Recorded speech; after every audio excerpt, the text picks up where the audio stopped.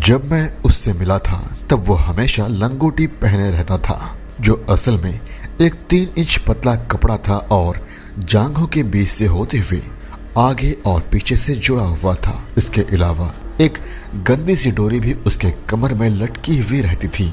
लेकिन वह एक सज्जन व्यक्ति था और उस समय से लेकर आज तक मेरा एक अच्छा दोस्त भी था।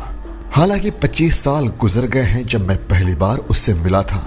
वह वक्त शाम का था जब पश्चिम की तरफ आसमान की लाल परछाई ने पहाड़ी को अपने आंचल में समेटे रखा था और यहीं पर एक छोटा सा फॉरेस्ट बंगलो था मुथुर गांव में, जो मथुरा मलाई के पहाड़ी के तलहटी से सटा हुआ था। इन्हीं पहाड़ियों की वजह से चिनार रिवर ने अपना रास्ता बदलकर जंगलों का रुख लिया था, क्योंकि सामने पहाड़ी आ गई थी और इसी तरह जंगल से होते हुए 7 मील की दूरी तय करके चिनार नदी कावेरी नदी से जा मिली होगेनकल के पास। गर्मी का महीना चल रहा था और चिनार नदी लगभग सूख गई थी। एक सुबह मैं दबे कदमों से चिनार नदी के तट पर भालू की तलाश में घूम रहा था, क्योंकि साल के इस समय इस इलाके में भालुओं से इनकाउंटर के कई मामले सामने आते थे, क्योंकि नदी के किनारे जामुन के पेड़ उगे हुए थे और भालू जामुन को बहुत पसंद करता है। इसीलिए जामुन के चक्कर में इस इलाके में अक्सर आया करते थे और उन भालुओं की तलाश में मैं यहाँ आया था और यह सोच रहा था, भालू नहीं मिला तो क्या पैंथर मिल जाएगा, जो रात भर के शिकार के बाद अपने घर वापस लौटकर जा रहा होगा।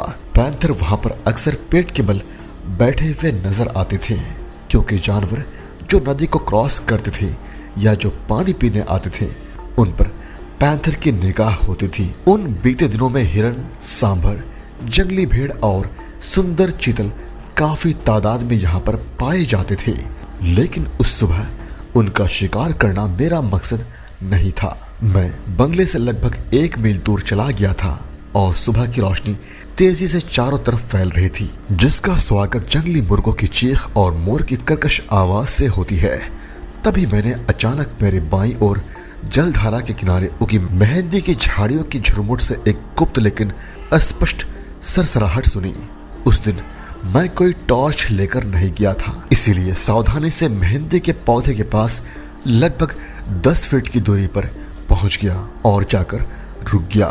तभी मेरे ठीक सामने मैंने देखा कि एक बड़ा सा गड्ढा लगभग 3 फीट चौड़ा और गहरा था, जिसमें थोड़ा पानी जमा हुआ था। मैं जानता था कि यह एक शिकारी का काम था। प्यासे हिरणों को अपनी प्यास बुझाने के लिए यह गड्ढा आकर्षित करता था। जब जानवर पानी पी रहा होता तब दूर से वे गोली मारकर जानवर की हत्या कर देते और जो शोर मैंने सुना था वह निसंदेह शिकारी द्वारा खुद ही किया गया था। शायद मुझे देखकर या शायद रात भर की निगरानी के बाद उसकी नींद में हलचल हो रही थी। मैंने तमिल भाषा में उस आदमी को बाहर आने के लिए कहा और न आने पर गोली चलाने की धमकी दी।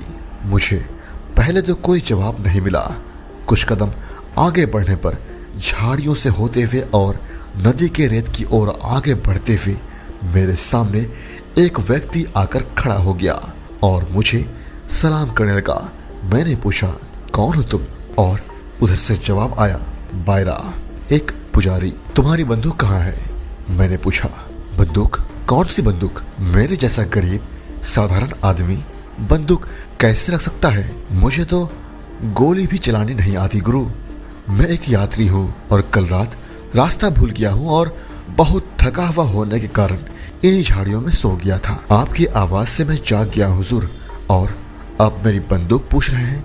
मैंने तो ऐसा बंदूक कभी देखा भी नहीं है। मैंने उसे आदेश दिया, इस पर निशाना लगाओ और इसे यहाँ लाओ। वह कुछ सेकंड के लिए झिझका, फिर नीचे झुका और एक प्राचीन मैचलॉक गन लेकर सामने आया, जिसकी लंबाई कुछ गज थी और इसका बट मुश्किल से 3 इंच चौड़ा था। और इस तरह मेरी मुलाकात बायरा पुजारी से हुई, जो मेरे 25 साल से दोस्त है, जिसने मुझे जंगल और उसके जंगली लापरवाह, भयंकर लेकिन प्यारे और सबसे अद्भुत जीव। मैंने नदी की रेत पर एक काला ढेर पड़ा हुआ देखा, जो पास जाने पर सांभर डियर निकला। उसकी गर्दन में एक बड़ा सा छेद था जिसमें से खून बहकर गोरी सफेद रेत को गीला कर रहा था। मैंने बायरा को उदास और गुस्से से देखा। मेरी नजर में गुस्सा और आक्रोश था। मालिक, हम भूखे हैं, उसने सरलता से कहा, और अगर मैं शिकार नहीं करूंगा तो हम नहीं खा पाएंगे, और अगर हम नहीं खाएंगे तो हमारा परिवार मारा जाएगा। कुछ गज की दूरी पर रेत पर बैठकर मैंने बायरा को अपने पास बैठने के लिए आमंत्रित किया और अपनी थैली से कुछ पाइप तंबाकू निकालकर उसे दे दिया।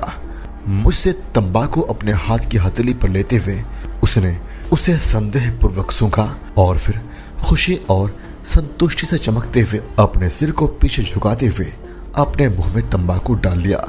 अगले कुछ मिनट मौन में बीते और बायरा मेरी तंबाकू चबाने में व्यस्त रहा। मालिक, फॉरेस्ट गार्ड को मेरे बंदूक के बारे में मत बताइएगा, पुजारी ने मुझसे बड़ी सहजता के साथ कहा, क्योंकि अगर आप बता देंगे तो वह मुझसे मेरा बंदूक छीन लेंगे और मुझे जेल भेज देंगे, जिससे मेरी बीवी और बच्चे भूखे मर जाएंगे। मैं बड़ा ही असमंजस में पड़ चुका था, क्योंकि एक फॉरेस्ट लाइसेंस होल्डर होने के नाते मेरा कर्तव्य था कि ऐसे पोचर्स को गिरफ्तार करने में अधिकारी की हेल्प करें, क्योंकि जिस बेरहमी से इसने हिरण का शिकार किया था जब वह अपनी प्यास बुझाने आई थी, वह वाकई में शिकार करने के तरीकों के विरुद्ध था और इसके लिए इस दुष्ट व्यक्ति को सजा मिलनी ही चाहिए थी।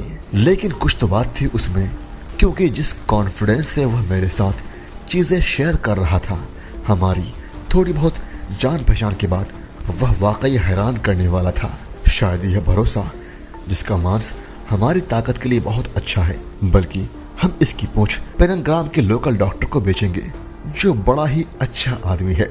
वह इस छिपकली की पूंछ को पानी में उबालकर उसमें दवाई मिलाता है और उसका पाउडर बना लेता है।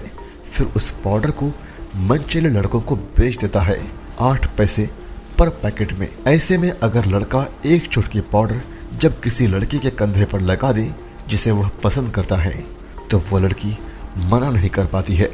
ऐसा कहते हुए वह मेरी तरफ देखा और आगे वह बोलता रहा, साहब, अगर आपको भी पाउडर चाहिए तो मुझे बताइए।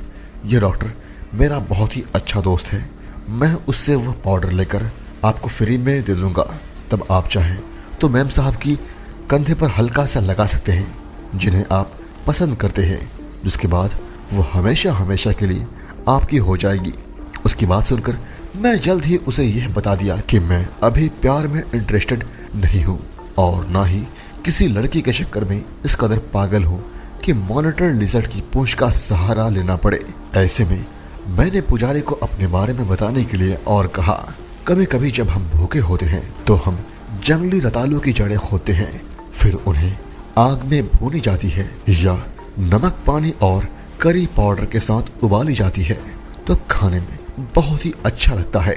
जैसा कि आप जानते होंगे सर, रात में मैं और मेरी पत्नी और बच्चे चिनार नदी की एक छोटी सहायक नदी अन्नाई बिढल्ला नदी के तट पर खोदे गए एक गड्ढे में सोते हैं।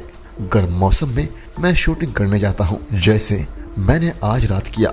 ऐसे समय में मेरी पत्नी या बच्चों में से एक बारी बारी से पूरी रात जागते रहते हैं ताकि हाथी आ जाए तो अलार्म बजा दे, क्योंकि ये हाथी बहुत खतरनाक होते हैं और कभी कभी हम पर हमला भी कर देते हैं। केवल 1 वर्ष पहले उनमें से एक ने एक पुजारी महिला को सोते समय इसी तरह के आश्रय से बाहर खींच लिया और उसे कुचल दिया। यदि हमें किसी जानवर को गोली मारनी पड़े तो हम उसका कुछ मांस खाते हैं और कुछ को धुएं के सहारे सुखा लेते हैं। यह एक तरह का प्रिजर्व करने का तरीका है, जिसे हम बाद में पेनग्राम में बेचते हैं और शायद इसके बदले हमें 15 रुपए मिलते हैं और उस पैसे से हम परिवार को पूरे महीने खिलाने के लिए पर्याप्त अनाज खरीद सकते हैं। यह जानते हुए उसने संकोच पूर्वक निष्कर्ष निकाला, मुझे यकीन है महाराज, आप वन रक्षक को मेरे हथियार रखने के बारे में नहीं बताएंगे। संयोग से यह मेरे पिता का था और उनसे पहले उनके पिता का था, जिनके बारे में हमें बताया गया है कि वह इसे 30 रुपये में खरीदे थे। बदमाश बायरा ने फिर मेरी ओर देखा। उसके चेहरे पर एक प्रसन्न मुस्कान थी, हालांकि उसकी आंखों में एक चिंता का भाव था। एक लाइसेंस धारक के रूप में मेरे कर्तव्य की भावना गायब हो गई। उसी वक्त मैंने मेरी अंतरात्मा का गला घोट दिया और मैंने धीमी आवाज में जवाब दिया, नहीं बायरा, मैं नहीं बताऊंगा, मैं तुमसे वादा करता हूँ। वह अपनी ओर उछला और मेरे सामने झुक गया। उसका माथा फिर से 3 बार जमीन को छू गया और उसके मुंह से आवाज आई, मैं सही दिल से आपका धन्यवाद करता हूँ, मेरे और अपने परिवार की ओर से। उसने बड़े ही सरलता से कहा। बायरा से उस दिन बाद में फॉरेस्ट लॉज पहुंचकर फोन करने का वादा लेने के बाद, क्योंकि मैं उससे इस इलाके में मांसाहारी जानवरों की उपस्थिति और गतिविधि के बारे में सवाल करना चाहता था, मैं मारे गए सांबर पर दूसरी नजर डालने से बचते हुए अपने रास्ते चला गया, इस डर से कि कहीं मेरी अंतरात्मा फिर से जीवित ना हो जाए और मुझे बायरा से जल्दबाजी में किए गए अपने वायदे पर पछतावा न करना पड़े। अपने वचन के अनुसार बायरा उस सुबह लगभग 10 बजे आया और बारीकी से पूछताछ करने पर पता चला कि 2 रात पहले ही एक बाघ उससे 5 फीट की दूरी से गुजरा था, जब वह लगभग 2 मील नीचे की ओर एरेमन वोडू नामक स्थान पर सांबर के लिए बैठा हुआ था, जहां एक और सहायक नदी चिनार से मिलती है। उसने यह बताया कि यहाँ पर इस इलाके में जो बाघ रहता है वह बाघ एक बूढ़ा बाघ है, जिस वजह से वह ज्यादा एक्टिव नहीं रहता है। फिर उसने एक सामान्य कहानी सुनाई, जिसका आशय यह था कि 1 महीने पहले वह इसी स्थान के करीब छिपा हुआ था, जब एक चीतल दिखाई दिया था, जिसे उसने अपने गन से एक ही शॉट में सफलतापूर्वक मार गिराया था। यह एक चमकदार चांदनी रात थी और चीतल उसके जाल में फंस गया था। बायरा ने अपनी बंदूक फिर से लोड कर ली थी और बाकी रात नींद में बिताने की तैयारी कर रहा था। तभी एक बड़ा बाघ जंगल से निकलकर मृत चीतल के पास से गुजरा, रुका, उसे सूंघा और अंत में शांति से उसे उठाया। बायरा ने बाघ के साथ चीतल के लिए लड़ाई करने की हिम्मत नहीं की थी, इस तथ्य को ध्यान में रखते हुए कि उसके पास एक ऐसी राइफल थी जिसे दोबारा लोड करने में काफी समय लगता था। एनीवे, उस समय मेरे पास कोई जीवित चारा नहीं था और एक बछिया खरीदने का मतलब था पेनग्राम जाना, जिसमें 1 दिन वेस्ट हो जाता।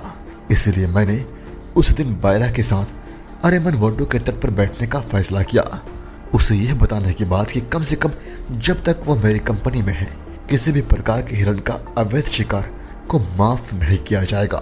शाम 6 बजे तक हम एक बहुत ही आरामदायक जगह में बैठे थे, जिसे बायरा ने दोनों नदी के बीच स्थित झाड़ियों में स्थापित किया था। रातें गर्म थी और बायरा ने अपने लंगोटी के अलावा और कुछ नहीं पहना था। यह धैर्य का एक सबक था जो मैंने उस दिन सीखा था, क्योंकि जब से बायरा पहली बार भीड़ भाड़ में बैठा था, तब से पूरी रात उसने कभी भी कोई हरकत नहीं की थी। उस रात कुछ भी नहीं हुआ और 2 बजे तक मैं सो गया।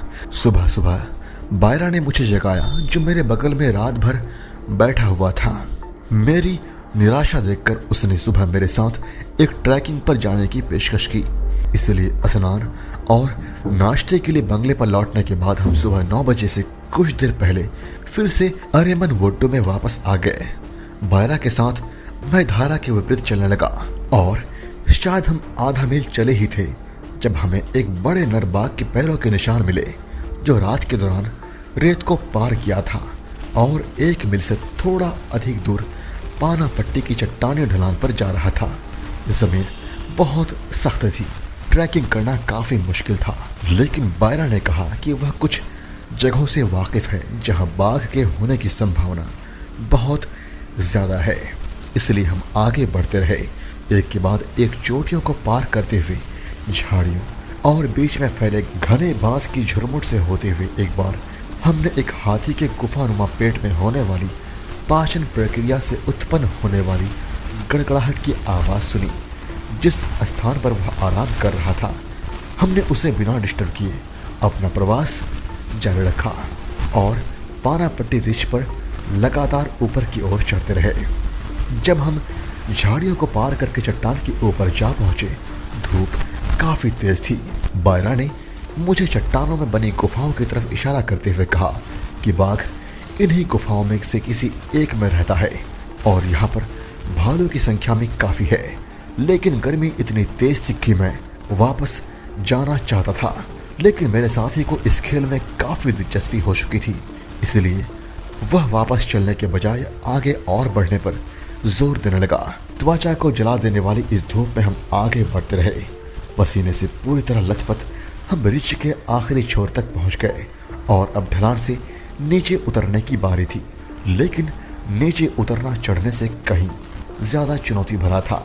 ऐसे में मैं थोड़ा आराम करने के लिए एक चट्टान की आड़ में धूप से बचने के लिए बैठ गया और अपनी पाइप को सुलगा दिया, जबकि बायरा इधर उधर देखने के लिए निकल पड़ा और चट्टानों के इस समुद्र में कहीं खो गया। 10 मिनट में वह वापस लौटा और कहा उसने टाइगर की मौजूदगी को सूंघ लिया है और उसी दिशा में बढ़ने लगा जिधर से वह अभी अभी आया था। अपनी राइफल के साथ चलते हुए हम पत्थरों के बीच गुफाओं वाले खाली स्थानों के पास पहुंचे। लगभग 20 गज की दूरी पर रेंगते हुए बायरा रुका और मुझे चुपचाप पास आने का इशारा किया। क्या आप इसे मानिए, सालों बाद मुझे पता चला कि वह गंध किसी बाघ का था। बायरा ने ऊपर की ओर देखा और 5 गुफाओं को स्कैन किया जो अब विशाल पत्थरों के बीच दिखाई दे रहे थे। वह कुछ देर तक मौन रहकर उन गुफाओं की जांच की और फिर हमारे लाइन में चौथे नंबर की ओर इशारा करते हुए फुसफुसाया, मुझे लगता है कि बाघ इस गुफा में है। मैंने स्पष्ट अविश्वास से उसकी ओर देखा, लेकिन मेरी अविश्वसनीयता को नजरअंदाज करते हुए उसने मुझे अपने पीछे चलने का इशारा किया। आखिरकार चुपचाप आगे बढ़ते हुए और सावधानी के साथ हम ठीक नीचे एक पथरीले किनारे पर पहुंच गए और गुफा की तरफ देखने लगे। तभी एक बाघ का बड़ा सा सिर गुफा से बाहर निकलता हुआ महसूस हुआ, जिसे देख मैंने गोली चला दी और मेरी गोली शायद 8 फीट की दूरी से उसकी आंखों के बीच लगी। बाघ एक विचित्र गति में आगे की ओर सरक गया और शांत हो गया। उसका विशाल सिर उसके अगले पंजों के बीच टिका हुआ था। उसकी हरी पीली आंखें मौत के करीब आने के साथ आधी बंद थी और उसके माथे के छेद से एक पतली गहरे लाल रंग की रक्तधारा टपक रही थी। सच कहूं तो यह पहली बार था जब मुझे बायरा के जंगल के नॉलेज का एक्सपीरियंस हुआ और उसका साथ पाकर मैं काफी खुश था। समय बीतता गया और हमने उन अनेक कारनामों में से केवल 2 के बारे में बताऊंगा जिन्हें हमने एक साथ अनुभव किया है, अर्थात तलवडी के भालू की कहानी जिसमें बायरा ने मेरे लिए अपनी जान की पेशकश की थी और मुडाची पल्लम के आदमखोर बाघ की कहानी। तलवडी उस विस्तृत घाटे को दिया गया नाम है जिसके केंद्र से होकर इसी नाम से जानी जाने वाली पहाड़ी धारा बहती है। यह उस स्थान से लगभग 11 मील उत्तर में स्थित है जहां मैं पहली बार बायरा से मिला था और यह सालेम नॉर्थ फॉरेस्ट डिवीजन के सबसे करीबी जंगली स्थानों में से एक था। तलवडी रिवर आयुर के जंगली पठार से होते हुए जहां से यह तेजी से एक पहाड़ी घाटी में गिरती है जिसे स्थानीय रूप से तोलुवा बेट्टा के रूप से जाना जाता है, लेकिन विशाल लाल और पीले रंग की मकड़ियों की प्रजाति के कारण मैंने इसे स्पाइडर वैली नाम दिया है, जो जंगल की संकरी पगडंडी पर अपना राक्षसी जाल बुनते हैं। यह जाले आकार में कुछ हद तक अंडाकार होते हैं और कभी कभी 20 फुट से अधिक की चौड़ाई तक पहुंच जाते हैं और इसके सेंटर में मकड़ी समय लटकी रहती है। अपने आकार के बावजूद यह एक बहुत ही फुर्तीला और बेहद खतरनाक जानवर होते हैं और इसके शिकार बड़े पतंगे और सुंदर तितलियां होती है। एक बार विशाल जाल में फंस जाने के बाद उनके पास बचने का कोई मौका नहीं होता है। ये मकड़ियां सामान्य रूप से नरभक्षी होती है और अपने ही जाल में दूसरे स्पाइडर के प्रेजेंस को बर्दाश्त नहीं कर पाते हैं। मैं कभी कभी इन भयंकर प्राणियों में से एक को छड़ी के माध्यम से दूसरे जाल में ले जाकर छोड़ देता हूँ। हाँ, ये मेरी थोड़ी सी शरारत है, शरारत करने के लिए, जिससे तुरंत ही जंग छिड़ जाती है और दोनों मकड़ियां आपस में आधे घंटे से ज्यादा देर तक लड़ते रहते हैं और ये लड़ाई तब तक चलती है जब तक दोनों में से किसी एक की मौत नहीं हो जाती और जीतने वाला हारने वाले स्पाइडर की खून चूस लेता है और वापस जाल के सेंटर में जाकर सेटल हो जाता है। तलवडी धारा इस घाटी से होकर गुजरती है और फिर विभाजित हो जाती है।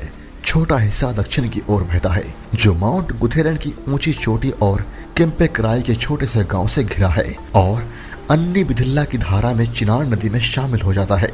यह क्षेत्र कभी केम्पे कराई के कुख्यात दुष्ट हाथी का आश्रय स्थल था, जिसने 7 लोगों को जान से मार डाला था और कई मवेशियों को बुरी तरह से जख्मी कर दिया था। ऐसा कहा जाता है कि इसने आधे दर्जन बैलगाड़ियों को तोड़ दिया और कटे हुए बांस से लदी 3-3 लॉरी को पलट दिया। हालांकि वह कोई और कहानी है जिस पर फिर मैं कभी और चर्चा करूंगा। फिलहाल धारा का मुख्य भाग कुछ सांभर, बार्किंग डियर और पिकॉक का निवास स्थान है। उतना मैंने कहीं और नहीं देखा है। मेरी कहानी उस समय शुरू होती है जब पेनग्राम के पोस्टमास्टर द्वारा लिखे गए एक पत्र में बायरा ने मुझे संदेश भेजा था कि असाधारण आकार का एक पैंथर ने घाटी में अपना निवास स्थान बना लिया था और मुथुर के आसपास नियमित रूप से मवेशियों को मार रहा था। पत्र में दावा किया गया था कि तेंदुआ विशाल आकार का था, जो कि सामान्य बाघ से बहुत बड़ा था। मेरे पास कुल 5 दिन थे इस्तेमाल करने के लिए। ऐसे में मैंने अपनी मोटर चलाई और डेंकानी कोट्टा से एंचट्री तक जंगल के माध्यम से शॉर्टकट सड़क से और तलवड़ी घाटी से होते हुए मुथुर तक आ पहुंचा, जहां मेरी मुलाकात बायरा से हुई। वहां से हम 15th माइलस्टोन आ पहुंचे, जो घाटी में ही था। सड़क वास्तव में खराब थी। कई जलधाराओं को पार करना पड़ता था। गाड़ी के पहाड़ियों से बने गड्ढे थे और बीच बीच में ढेर सारे पत्थर थे, जिससे कार और उसके स्प्रिंग्स पर गंभीर दबाव पड़ रहा था। कैंप लगाने के हम लगभग 3/4 मील दूर पास के ही मवेशी बाजार गए, जहां मैं इस तेंदुए के आतंक के बारे में खुद सुन सका।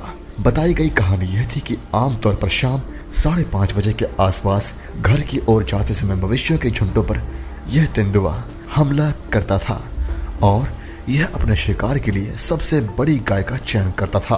कई चरवाहों ने उस खतरनाक पैंथर को अपने आंखों से देखा था और भगाने की कोशिश भी की थी, लेकिन उसके दहाड़ और गुर्राहट के सामने किसी की हिम्मत नहीं होती थी उसका मुकाबला करने का।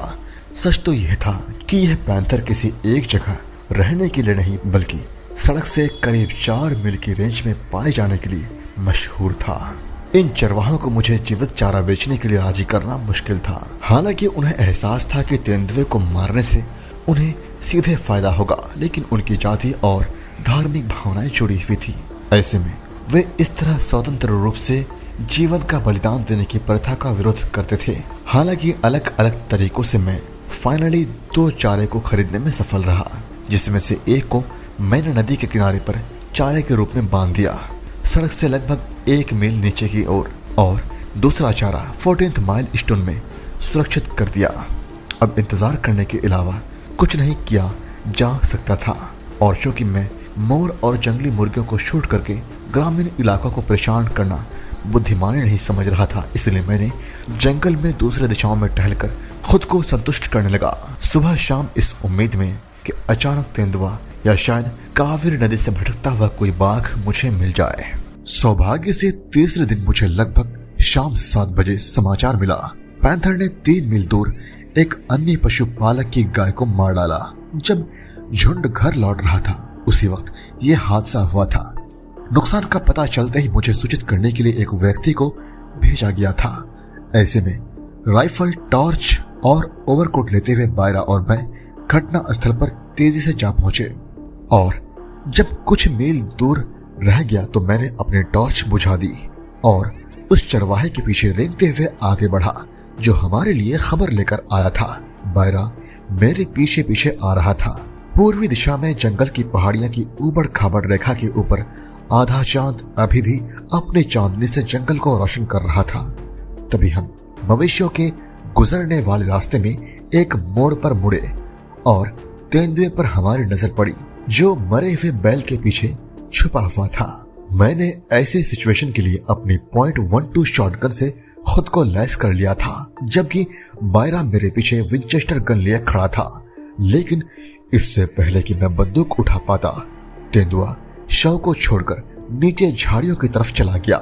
जल्दी से बायरा और चरवाहों को मैंने फुसफुसाते हुए कहा कि जिस रास्ते से हम आए थे उसी रास्ते पर धीरे धीरे वापस लौटेंगे, एक दूसरे से सामान्य स्वर में बात करते हुए, ताकि पैंथर को लगे हम चले गए हैं।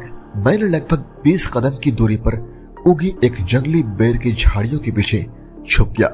उम्मीद है कि जानवर अब वापस आ जाएगा। थोड़ी ही देर में पैंथर को अपनी उपस्थिति जाहिर करने में देर नहीं लगी। कुछ ही मिनटों में मैंने अपने सामने जंगल से उसकी आवाज सुनी। आवाज धीरे धीरे बायरा और चरवाही की दिशा में कम हो गई, जिससे मैंने समझा कि यह कुछ दूरी पर उनका पीछा कर रहा था, शायद यह सुनिश्चित करने के लिए कि वास्तव में वे चले गए थे या फिर नहीं। उसके बाद 1 घंटे तक सन्नाटा छाया रहा और फिर अचानक सूखे पत्तों की हल्की सी सरसराहट या टूटी हुई टहनियों की आवाज के बिना खड़खड़ाहट के एक विशाल तेंदुआ हमारे सामने दिखाई दिया, जो अपने शिकार पर खड़ा था, लेकिन अभी भी उस ट्रैक पर संदेह से देख रहा था जिसे हमने अभी अभी पार किया था। आधी रोशनी में जितनी अच्छे से हो सके मैं निशाना लगा रहा था। बंदूक की गड़गड़ाहट सुनकर पैंथर ने लगभग 1 गज हवा में छलांग लगा दी और मैंने भी फायर कर दिया।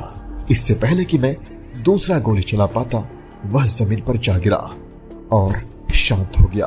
कुछ मिनटों तक इंतजार करने के बाद जब कोई आवाज नहीं आई और मुझे यह महसूस होने लगा कि उस रात और कुछ नहीं किया जा सकता है, मैंने अपने कदम गांव और शिविर की ओर बढ़ा दिए।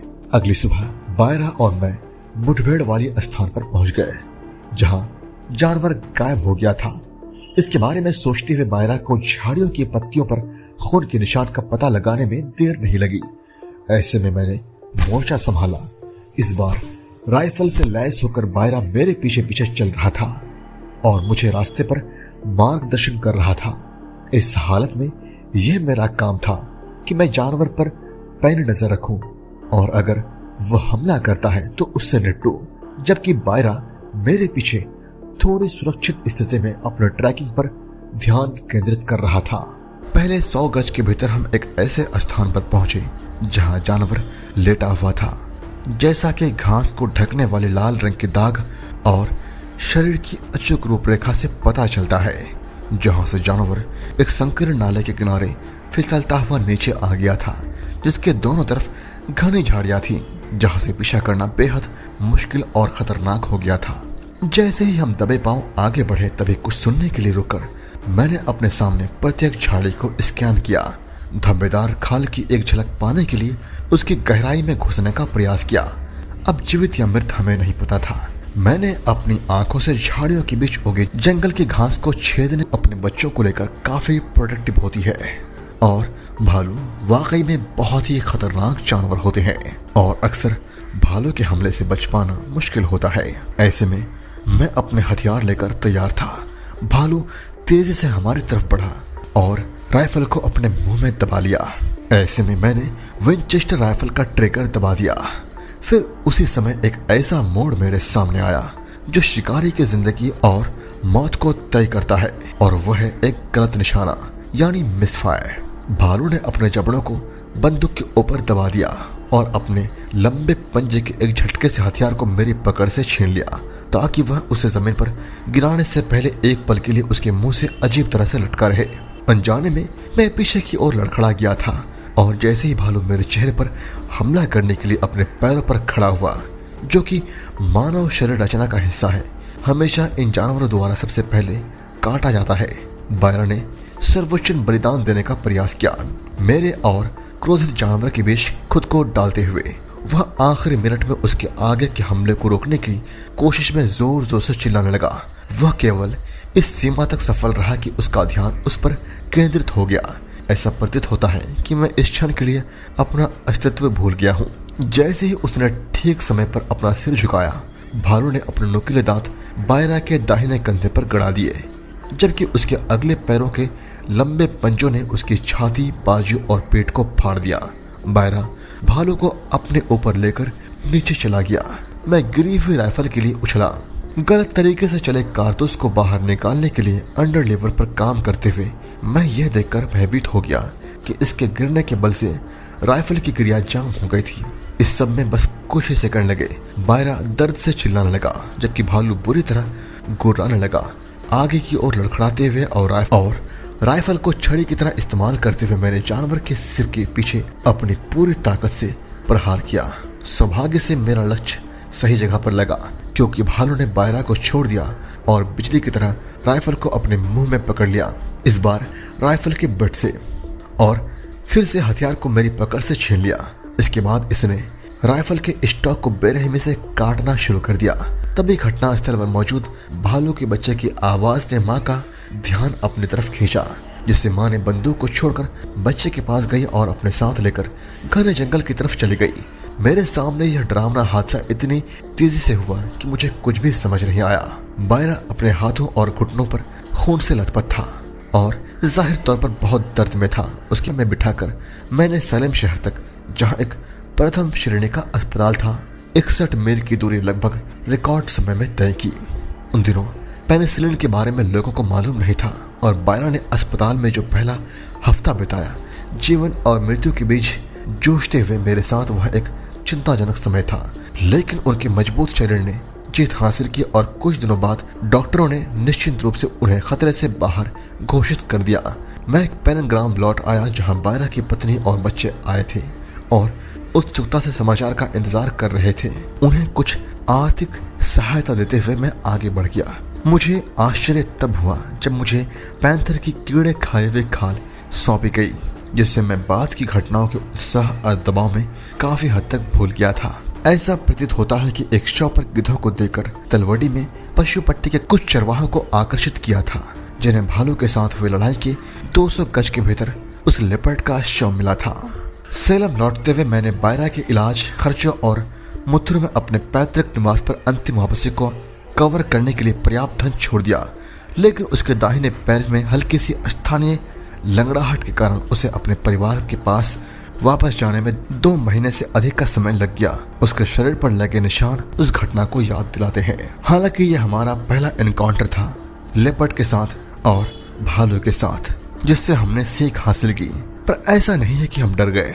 मैं और बायरा दोबारा निकले एक ऐसे बाघ का शिकार करने जो बहुत ही खतरनाक आदमखोर था और उसका आतंक पूरे गांव में फैला हुआ था, जिसकी कहानी मैं अगले पार्ट में आप लोगों को बताऊंगा। तब तक वीडियो को लाइक कीजिए और चैनल को सब्सक्राइब जरूर कीजिएगा। Thank you so much guys.